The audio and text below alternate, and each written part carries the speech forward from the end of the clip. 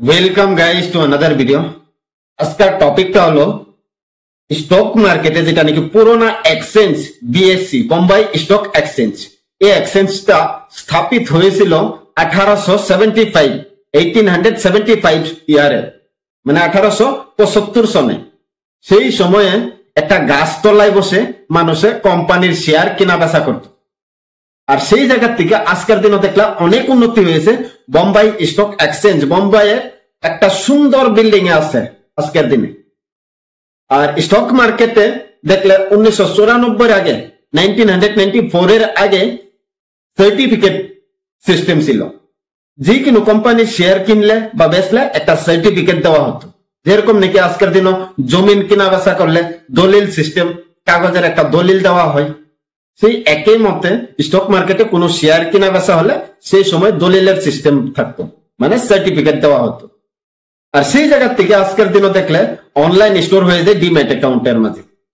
আর সেই দিনে 1994 আগে কোনো কোম্পানি শেয়ার কিনলে 15 দিনের বেশি শেয়ারটা সেটেলমেন্ট হতে লাগতো। মানে যদি কোনো শেয়ার আপনি কিনেছেন 15 দিন পরে কিন্তু সেটা সেটেলমেন্ট হতো। আর একই মতে যদি সেল করেছেন তাহলে 15 দিন পরে কিন্তু আপনার টাকাটা আপনার হাতে আসতো। তো এরকম সিস্টেম ছিল। সেই জায়গা থেকে আজকের দিনও সেকেন্ডের মাঝে বাই সেল হয়ে যায় আর একদিনের মাঝে সেটেলমেন্টটা হয়ে যায়। আর আজকের দিনও তো অ্যাডভান্স সিস্টেম এসে গেছে, আধা ঘন্টার ভিতরেই আপনার কিন্তু টাকা রিলিজ হয়ে যায়, টাকাটা এসে যায় আপনার অ্যাকাউন্টে। তো এরকম সিস্টেম আজকের দিনে উন্নত সিস্টেমে আছি আমরা। সেই জায়গা থেকে উন্নতি করে এই জায়গাতে এসেছি। আর অনেকগুলা কোম্পানি যদি আমরা স্টক মার্কেটে দেখি অনেক কম দাম থেকে অনেক উপরে গেছে। আমি দেখেছি 2016-17-18 দিকে আমি দেখেছি বাজাজ ফাইন্যান্স কোম্পানিটা 1500-1600 টাকার মাঝে আমি কিনেছি, সেল করেছি, কিনেছি, সেল করেছি, ঠিক আছে। আর অনেকগুলা এয়ারটেল কোম্পানি আমি অনেক কম দামে কিনেছি, সেল করেছি। আর এসবিআই স্টেট ব্যাংকের শেয়ার আমি 300 টাকার আশেপাশে কিনেছি, সেল করেছি। এমআরএফ কোম্পানির শেয়ার আমি লগভগ 50-52 হাজার এরকম টাকায় কিনেছি। আজকের দিনও 1.5 লাখ টাকা, 1.5 লাখ টাকার আশেপাশে এমআরএফ কোম্পানির শেয়ার। তো অনেক কোম্পানি অনেক কম দামে ছিল 2000 সনের, 2005 সনের, 2010 এর দিকে, 2015 দিকে দেখলে অনেক কম দামে ছিল। কিন্তু সেই কোম্পানিগুলা আজকের দিনও অনেক উপরে আছে। তো সেই হিসাবে দেখতে গেলে অনেক মানুষে অনেক টাকা কামাইছে, কিন্তু আসলে না। এই স্টক গুলাতে লং টার্মের জন্য কিন্তু কেউ পোর্টফোলিও বানায় না। আমিও অনেকগুলা কোম্পানিতে ইনভেস্ট করেছি, এই মাত্র বলেছি, কিন্তু সেই কোম্পানিগুলা কিন্তু লং টার্মের জন্য আমি হোল্ড করে নেই। আমি ক্রিপ্টোকারেন্সিতে ইনভেস্ট করি। ফার্স্ট টাইম ইনভেস্ট করেছিলাম ক্রিপ্টোকারেন্সি বিটকয়েনে, আমি 52-53,000 ছিল প্রাইসটা। সেই সময় আমি ইনভেস্ট করেছিলাম, কিন্তু আজকে একটা বিটকয়েনের দাম 80 লাখের উপরে।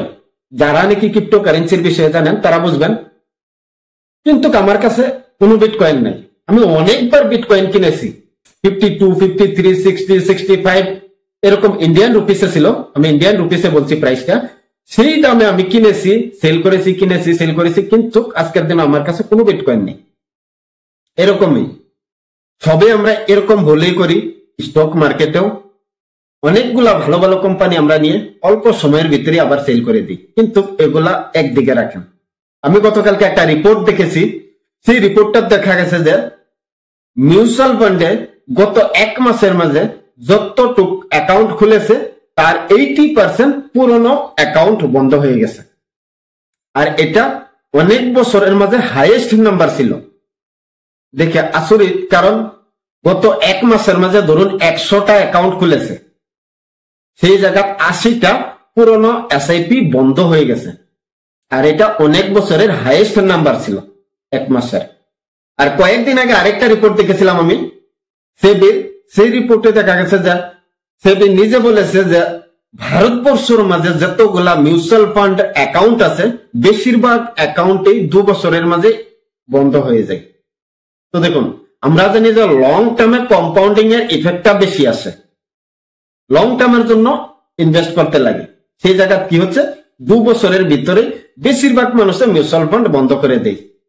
তো লং টার্মের কম্পাউন্ডিং এর বেনিফিটটা কি হিসাবে আসবে, চলুন স্ক্রিনে গিয়ে দেখি কম্পাউন্ডিং মানে কি আর বেনিফিট কি কম্পাউন্ডিং এর।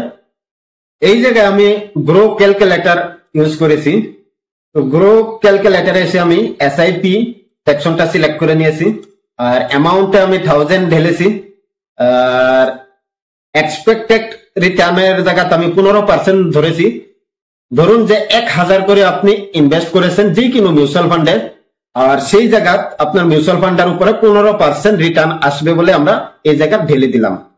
আর আমরা যদি নিচে এসে টাইম পিরিয়ড মানে ইনভেস্টমেন্টটা টাইম, তো এই জায়গাতে আমি সিলেক্ট করে দিই 5 বছর। 5 বছর দেওয়াতে দেখুন 1000 রুপিস পার মান্থ ইনভেস্ট করতেছেন যে কোনো মিউচুয়াল ফান্ডে, এসআইপি করছেন, 15% রিটার্ন। 5 বছর ইনভেস্ট করার পর 60,000 টাকা ইনভেস্ট হলো, 29,000 তার সাথে প্রফিট আসলো। যদি আমরা টাইমটার অল্প ইনক্রিজ করে দিই, এই জায়গা 7 ইয়ার করে দিলাম, 84,000 ইনভেস্ট হলো, আপনার 64,000 প্রফিট হলো। আর যদি আর অল্প ইনক্রিজ করে দিই, 10 ইয়ার করে দিলাম, তো আপনার ইনভেস্টমেন্টটা 120 হলো, মানে 1,20,000 টাকা, কিন্তু তার থেকে বেশি প্রফিট আসছে, 1,58,000 প্রফিট আসছে। ইনভেস্টমেন্ট করেছেন কিন্তু 1,20,000, প্রফিট আসছে 1.5 লাখেরও বেশি। যত টাকা লাগাচ্ছেন তার থেকে বেশি, কারণ এই জায়গা কম্পাউন্ডিং হয়েছে আপনার।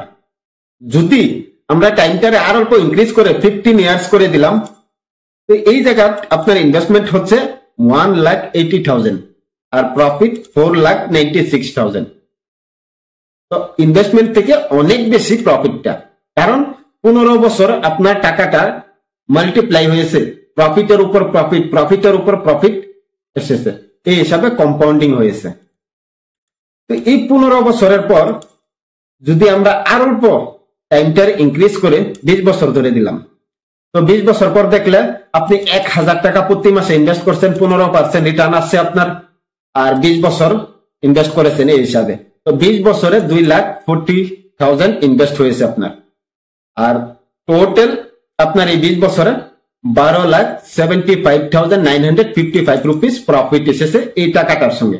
টোটাল আপনার ইনভেস্টমেন্ট আর প্রফিটটা মিলিয়ে 15 লাখ টাকা বেশি হয়ে গেছে 20 বছরে। তো এই 20 বছর পর যদি আপনি বলেন যে আরেকটা বছর আমি রাখি, তাহলে আরেকটা বছর কিন্তু রাখলে আপনার এই 15 লাখ টাকার উপরে কিন্তু 15% আসবে প্রফিট, 15 লাখ টাকার, কারণ এই টাকাটা তো আপনার 15 লাখ টাকা আপনার। তো যদি আরেকটা বছর রাখেন তাহলে এই 15 লাখ টাকার উপরে কিন্তু ইন্টারেস্ট আসবে। তো এই হিসাবে লং টার্মের মাঝে একটা ছোট্ট অ্যামাউন্টও যদি ইনভেস্ট করেন, অনেক বড় টাকাতে পরিণত হয় কম্পাউন্ডিং এর কারণে। আপনার লাভের উপরে লাভ, লাভের উপরে লাভ, লাভের উপরে লাভ এসে বড় টাকা হয়ে যায়। স্টক মার্কেটে যদি ইনভেস্ট করেন, লম্বা সময়ের প্ল্যানিং করতে লাগে। ডাইরেক্ট শেয়ারে ইনভেস্ট করলে ভালো কোম্পানি, ফান্ডামেন্টাল অ্যানালিসিস ইম্পর্টেন্ট একদম। যদি ডাইরেক্ট শেয়ারে ইনভেস্ট করেন লম্বা সময়ের জন্য, তো ফান্ডামেন্টালি অ্যানালিসিস করে তারপরে ইনভেস্ট করবেন, কোম্পানি সেলস প্রফিট এগুলা দেখে তারপরে ইনভেস্ট করবেন লম্বা সময়ের জন্য। আর যদি মিউচুয়াল ফান্ডে ইনভেস্ট করেন তাহলে লম্বা সময়ের জন্য ইনভেস্ট করবেন, মিনিমাম 5 ইয়ার্স। কিন্তু ম্যাজিক, কম্পাউন্ডিং এর ম্যাজিক যদি দেখতে আসে তাহলে 10-15 ইয়ার্স এর জন্য প্ল্যানিং করবেন। কিন্তু দেখা গেছে সেবির রিপোর্ট মতে বেশিরভাগ মিউচুয়াল ফান্ড, এসআইপি এগুলা ক্লোজ হয়ে যায় 2 বছরের মাঝে। তো 2 বছর, 3 বছর, 5 বছরের জন্য যদি ইনভেস্ট করেন, কিছু একটা টাকা জমা করতে পারবেন, কিন্তু সেই টাকাটার উপরে ম্যাজিক, কম্পাউন্ডিং এর ম্যাজিক আর দেখতে পারবেন।